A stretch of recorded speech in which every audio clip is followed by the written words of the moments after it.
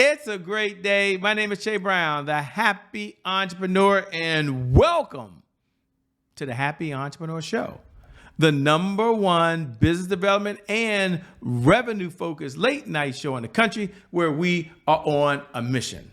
And our mission really is to empower, our mission is to inspire, and our mission is to provide you, the hard working entrepreneur, with all of the resources that are necessary to execute that big vision you have for the people you were called to serve. And on this episode, we have the one and only, she's in the building, Yolanda, and she'll be talking about your image. Well, it is your impact. We're going to learn about that. What's going on, Yolanda? How you doing today? I'm doing fantastic. It's a great day, and thank you for having me. Thank you for being here, by the way. And you are someone I got a chance to meet in person. Some people I never get a chance to meet, only through the power of these fiber optic lines. But in your case, we got a chance to meet. So I'm so glad you're here today. And thank you to viewers. Thank you for tuning in. Without you, we don't have a show. We'll talk about how famous Yolanda is in a moment and all the wonderful things she's done in the world. But many of you are wondering, it says your image is your impact. You might be curious, why is image so important in today's world? What does image even mean? So I'm going to ask, if you would, Yolanda, take a moment and talk about, what is image? What does that mean? Is that just the clothes I put on today? Is it just some color I wear? What does image mean in today's world?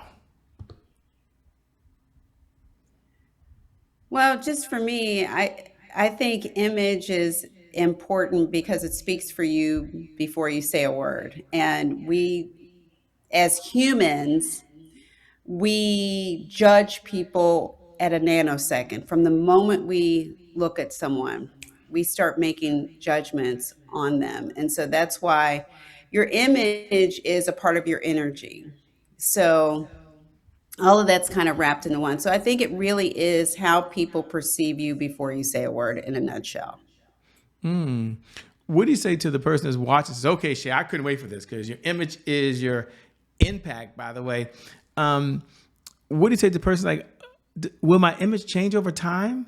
Because there was a time that I don't know, I like to wear suits and ties, Shay Brown. And then I got a little older and I said, I'm retired from that. I'm not putting another tie on another day in my life. I was forced as a kid, but I do wear them when I have to, obviously. But take a moment and say, does your image change over time? And if so, here's the question, how does someone know their image is evolving? Like, can I use that word? As I get older, I hear the word evolving, but changing or evolving. Talk about that for a moment, if you would. As a person grows and or their body changes or their occupation or whatever they're deciding to do next, their image starts to evolve as their life starts to evolve. So I like to say people are in their reaping season right now, especially people over 50. We are out here doing the most, and we're not just sitting around. So our image and the things that we're doing, that's a part of your image. So as your lifestyle changes, so does your image change, and what you want to convey to the person might not convey to this new audience. So for example, if you are someone who's been in corporate, you're retiring, or you work for the government and you're retiring, and you're ready to start some other type of business. You want to do consulting, you want to, who knows, you might want to be a farmer, organic farmer, whatever your next life's adventure is, that's what your image starts to morph in. Your lifestyle, if you find yourself as a caregiver, your lifestyle has changed, so your image is going to change. So whatever voice you want to speak to whatever audience you want to speak to, that's how where your image will start to go organically.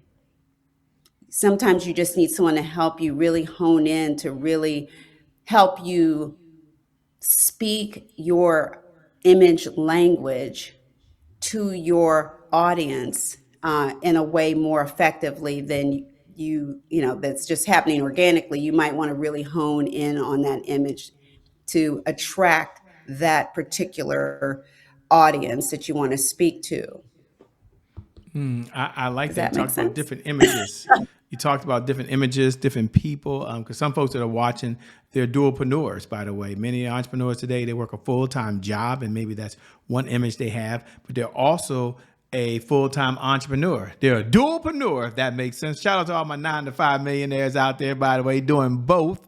Um, Take a moment, Yeah. if you would, and we'll get into her backstory. I know some of you are Googling her to see how famous she is, and some of you might already know who she is. We'll get to her backstory and how she got started in a moment. But there might be someone that's listening that says, is it okay to have two different images? Can I have one image when I'm at the office doing what I do at the office? And can I have a whole nother image when I'm operating in my entrepreneur world?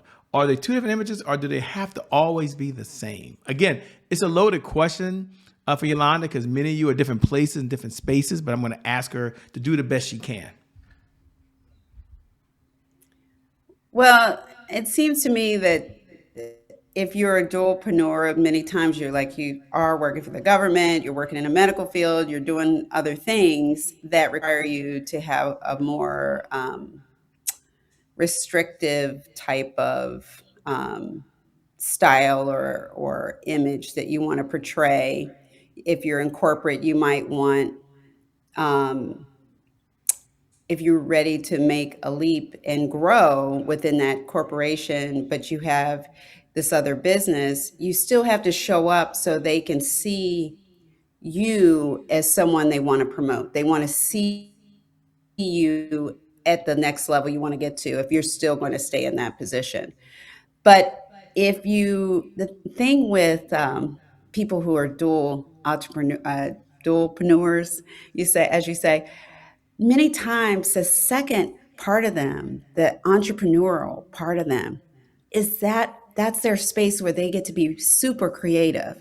They get to express themselves and be themselves authentically, wholly, organically, and just they're out there and they get to really share who they are, and they don't have to quote unquote perform for anybody. This is their space to be their creative selves.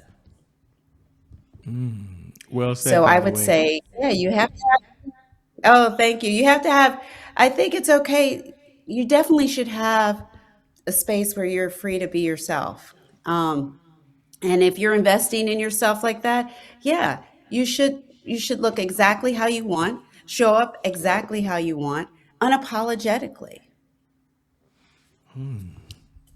As you're speaking there, this is a good segue, because I like the part of being unapologetic. And so far, you didn't say you have to look like your pastor, you got to look like your mentor, you got to look like your coach, or you got to look like someone on TV, or you got to look like this AI thing that was created. You said so far you can just be yourself. You can look the way you want to look and be authentic. I think that's important. Take a moment, if you would, for some folks, they never met you. Somebody listening right now, they're in the kitchen cooking dinner.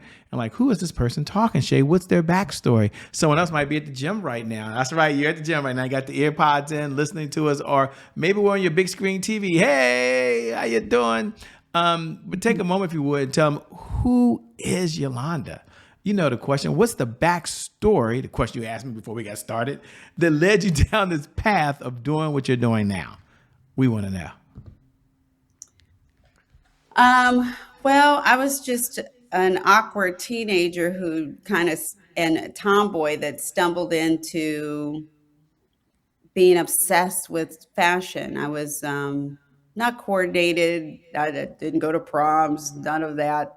None of that. I was just kind of this invisible girl, and I found a magazine, and I thought, "Oh my gosh, if I could dress like that, maybe I could. Maybe I would get noticed. Maybe I could be someone." And I found my self-esteem or image, as you would say, through clothing. And it was also that's where I started developing my sense of creativity. I always thought, oh, I'm not creative, but really, style and helping other women with their style was my creative space. And that's how I stumbled into the business I'm in now. However, I was a flight attendant for 31 years.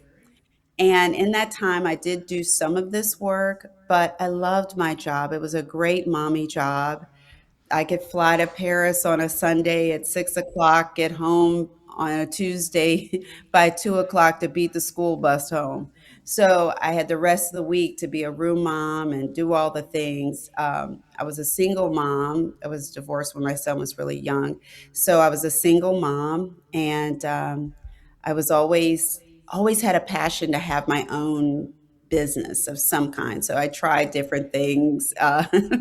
And we won't say I wasn't successful. We'll just say it was trial and error and and that learning space of what my capabilities were, what my tolerance was, and then what I was really passionate about. So it all kept coming back to styling and helping women feel beautiful because I knew what it was like to feel invisible. Says so well. Wow. So you've been a flight attendant. You said I think over 20 plus years. You don't look like it, so congratulations. Like you just out of college, so congratulations to you, by the way. But here's the question I have: in your travels, going to different places, different cultures, different parts of the world, what did that teach you about confidence, about being present, about connecting with others? Is it the same globally?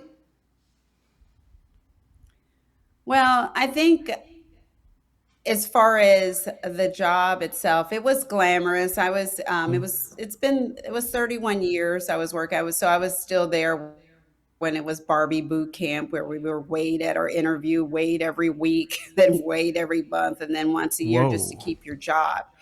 So that was a different experience, but how we presented in our uniform was so important.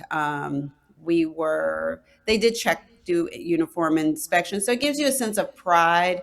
And the job seemed really kind of glamorous at the time, but we knew that the glamour ended when we took those high heels off and we entered the airplane.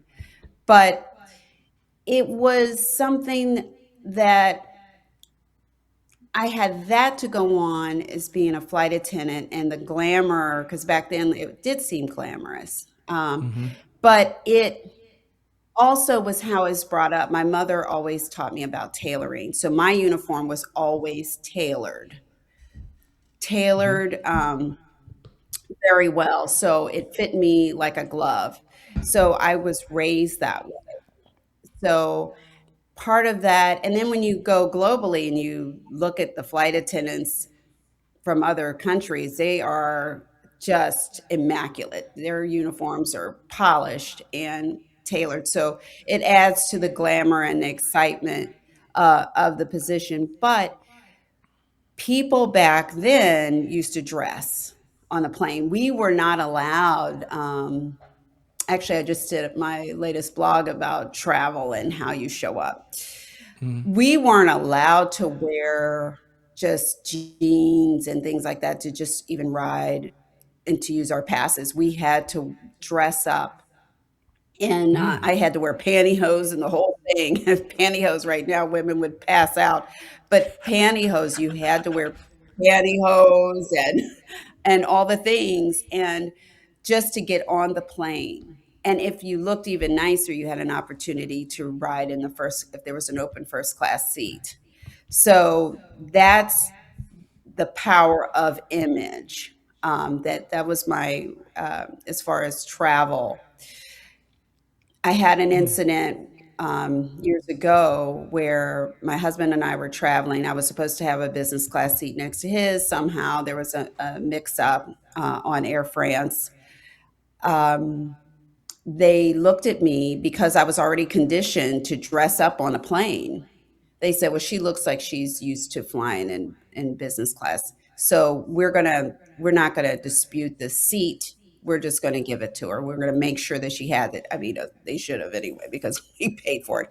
But but they made sure that I had it, and I overheard the agents saying, "Listen, she should, just put her up there because she looks like she's used to flying in first class."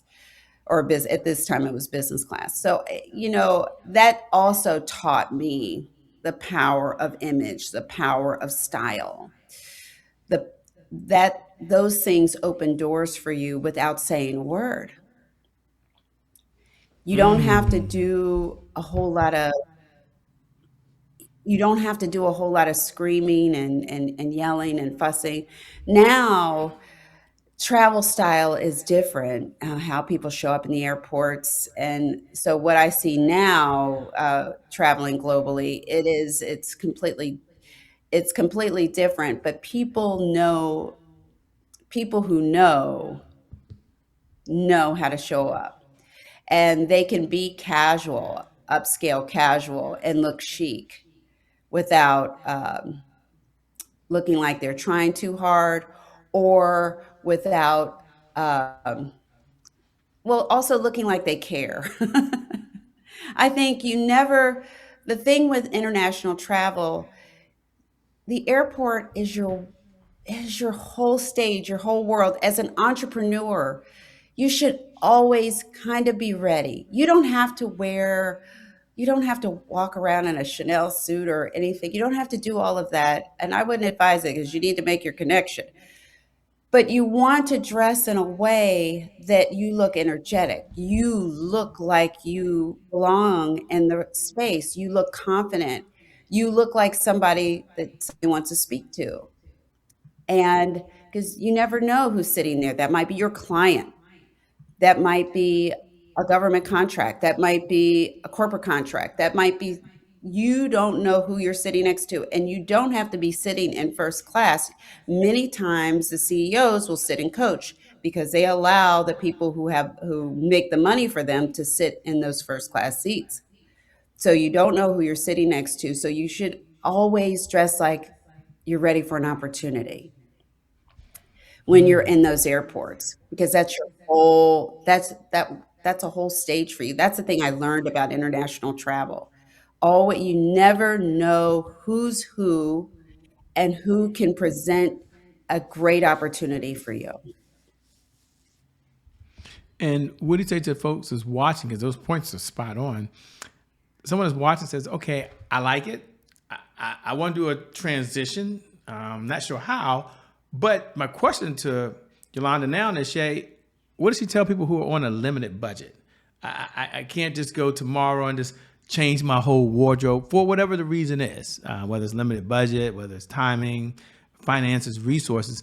So, do you share with some clients how to start? Is there one or two staple items? What do you normally recommend to someone who's on a limited budget? I know some folks can just, go there with a black card and they're just fine. And there's others like, oh, well, shit, I don't have the Black American Express card. I can't just go change my whole wardrobe. So my question is, what do you recommend to someone that wants to upscale their image, but it's on a limited budget? Do they start somewhere? What do you recommend? The first thing I suggest is you shop your closet. Start in your own closet, because many times most people buy a whole bunch of things and they're just sitting in their closet that they've forgotten about. You have a whole treasure's worth of clothes in your closet. And make sure that you have staples like jeans. Just have a clean pair of jeans, no rips, no tears, just a clean pair of jeans. And it doesn't matter what cut, don't worry about the trends of the cut.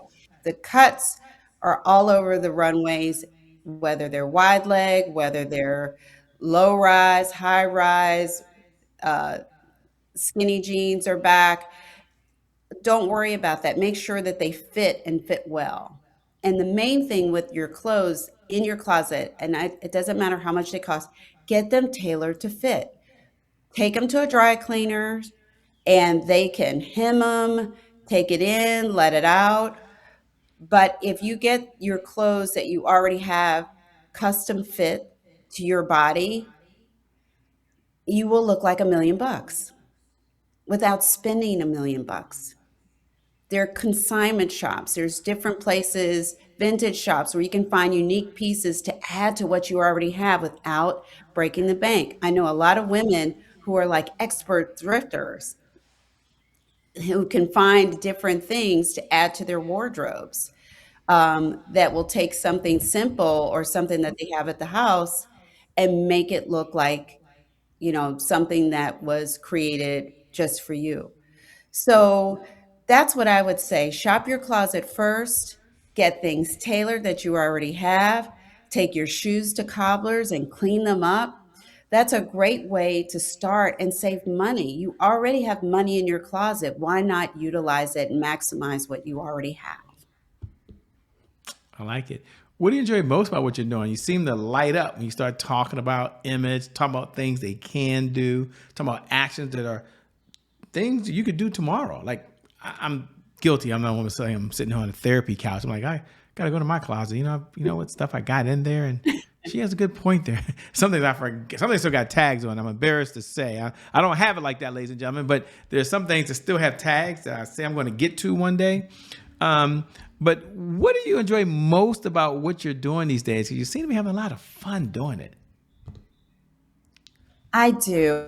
I really love what I do. I love when people light up. I love when women see themselves differently. They get back to their old selves and they're excited about shopping. So many times I'll meet a woman and we're talking or they become a client and they'll say, "Oh, I really hate to shop. I really, really hate it." And then we'll go on a shopping trip. They're like, I'm like, "Are you tired yet?" "Oh, no, no, no. I love." They're having a good time because they're enjoying fashion again and they're lighting up and that energy is infectious. And that's the thing that I love because for me it's a blessing. And I want to not only help women but be of service and help offer. My husband and I always say, let's do something every day or every chance we get to present some value into someone else's life. And so this is what I feel like God has intended for me to do. This is my way of doing that. And so I love it. I just absolutely love it. It definitely comes across, by the way. So thank you for all that you do. You know, one of the questions I like to ask when we have a few minutes, and we have a few minutes now, is what's one of the best pieces of advice that's ever been given to you? I know you've had a lot of mentors along this journey of life. You probably read more books you can remember these days. Been to a lot of seminars, watched probably a lot of videos. But you had to step back and say, you know, Shay, here's a piece of advice that's been given to me that I want to pass to the entrepreneur, pass to the leader, pass to the mom, or whoever's listening right now that out there listening that's going to help them. What would that advice be and why? I would say just launch, just jump. If you're not going to die if you try, for a lack of better words, you're not going to die if you try. Now, unless you're going to do skydiving or dare to something that, I don't know. But if it's something that you love, go for it. Just try it. Do the thing that's the easiest thing to start out with. It might be just get business cards. Just start. Just start.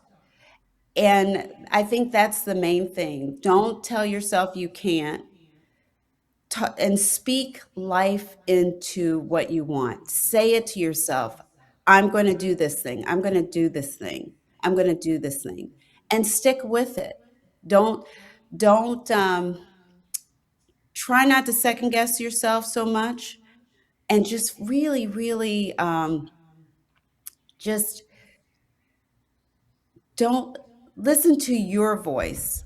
Listen to your voice, but also add into anything that comes to you as far as advice. If it's positive, absorb it. If it's negative, let it go because it cannot help you. It cannot help you. Focus on pouring all positive into you and take that chance. It's okay. You're not going to die. Even if it doesn't work out right away, because Lord have mercy, y'all, I've been at this for a while. And it is a journey. There's going to be ebbs and flows and ups and downs. If it was easy, everybody would do it. But just launch, seriously. I love it. Get out there and launch. What does success look like for you these days? What does it feel like for where you are in your career, for where you are in your life cycle? What does the success look like for you?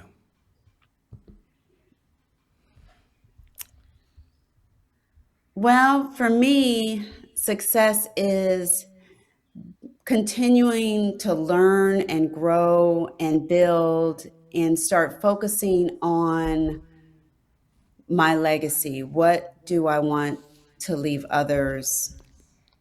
What legacy I want to leave to my grandchildren, but also what I want to leave to others. What blessings I can leave to others. I think at this point, how can I be a blessing to other people? And I want that to be my legacy. And I think that's what success looks like for me. I'm 60,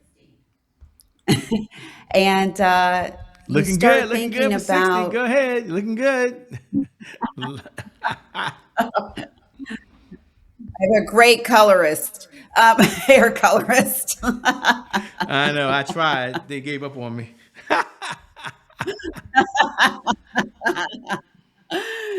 So, yeah, I just think it's more about my legacy and what I'm leaving behind is success for me.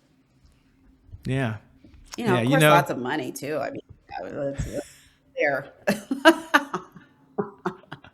I love it. You know, you've helped a lot of women go from being invisible to becoming unforgettable, right? You work with women every day to help them have that brand that really communicates who they are. Is there one story? We don't need the person's real name if you don't want to, but is there one story that still inspires you that you had to help someone really get to where they wanted to get to? And why was that project so important to you? I won't call it a project because I guess they're a person, but I shouldn't call it a project. But why was that particular situation so near and dear to your heart? And I know you have lots of them, so I'm kind of putting on the spot, ladies and gentlemen. Well, I do have a client. Well, I do have a client that I met, and for me, I just see a beautiful canvas, and I see this woman, and I meet her, and I've just watched her go through the transformation, and I'm seeing her go from 0 to 60. I see her, she's totally back to where she was. She just forgot. And we went into her closet, and I spent time talking with her because you need to get to know women. You really have to court women and get to know them. We don't want you to just go, fast. We want you to take your time and court us. And so it's the same with women in business. And you want to get to know her and see what her dreams and aspirations are. And as you're talking to that woman, and as I was talking to her, she was telling me all the things that she wanted to do and all the things that she was great at. And as we were going in her closet, we were pulling out the things that were a part of her past that no longer served her, and we were pulling out things that it can be a little emotional in the closet too, because she had memories of her first husband that she lost, and things that she was still hanging on to. And then she let those things go, and she started changing. Her body started changing. Everything started changing. And when I look at her now, she's like the swan, um, working with her over time, helping her pick out new clothes and things like that. Man,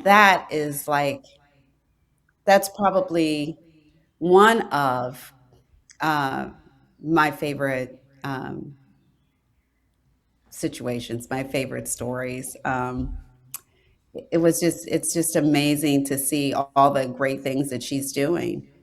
And Yeah. I mean, you guys, she's in her late 60s, and she's doing the most. She's doing a lot. She's started a new business, and she's doing all the things. So, How cool. it's amazing. Yeah. How Yeah. cool is So that? those are the, yeah. So that's why That's I really say it's cool. not too late. Just don't do it. I love it. As we come down the home stretch, two-part question as we close out. Number one, what type of clients are you looking to work with these days, if any? I'm not sure if you're taking on any clients anymore. And number two, how can folks connect with you? They're listening now. They like what they hear. They may want to have a conversation with you. Maybe there's a website. Maybe there's an email. Like, what should they do if they want to connect with you and continue to learn more about you and what you're up to? Well, I am taking clients, and I have programs that where it's masterminds. I do that, and things like we do things that are with group sessions that are fun. But if you want to reach out to me, I am at the styletable.com. I am at the Style Table LLC on Facebook. I am at the Style Table on IG, on Instagram, and Yolanda Taylor on LinkedIn. That's where I mainly reside on social media. And at the Style Table, I do a podcast called My Style Mondays, My Style Stories, with women who love to talk about fashion. So if you're interested in that, you can reach out to me and talk about being interviewed on my podcast about your style and what motivates you to dress the way you do and what lights you up. So that's always fun. I love talking about fashion with women who love style. But that's it. Mainly, my clients are 40 plus women who are going through transition. When you're in your 40s, your body's just in transition because, when you're in your 20s, you're running around with a midriff top on, and and you've got this flat stomach. Your 30s, you've got a two-pack and a pooch because you had a baby, and when you hit 40, you just have the pooch, and you're like, where'd that come from, and why isn't it leaving?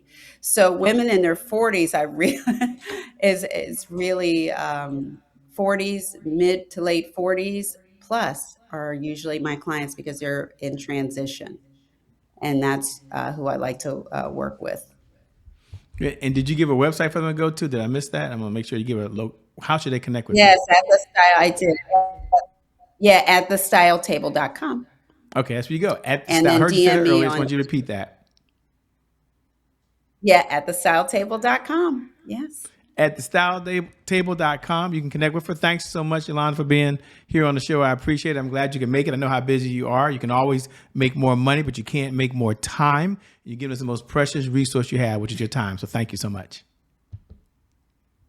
Thank you. It was an honor to join your show. And thank you to viewers. Thank you for tuning in, because without you, we don't have a show. You have a lot of choices and you choose to be with us. So thank you so much. With that being said, my name is Shay Brown, the Happy Entrepreneur. Make it a great day, everyone. We make some good things how we connect again next time. God bless, and keep doing God's work. We'll see you on the other side.